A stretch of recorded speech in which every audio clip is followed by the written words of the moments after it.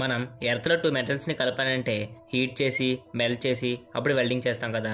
కానీ స్పేస్లో చాలా డిఫరెంట్గా ఉంటుంది. అక్కడ అట్మాస్ఫియర్ ఉండదు, ఎయిర్, డస్ట్ అలాంటివి ఏమీ ఉండవు. సో మనం 2 క్లీన్ మెటల్స్ని కలిపేస్తే అవి ఆటోమేటిక్గా ఫ్యూజ్ అయిపోతాయి. ఈ ప్రాసెస్ని సైంటిస్టులు కోల్డ్ వెల్డింగ్ అని పిలుస్తారు.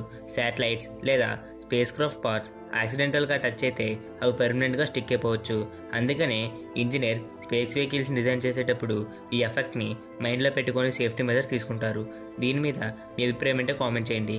అలాగే మన ఛానల్ని సబ్స్క్రైబ్ చేసుకోండి.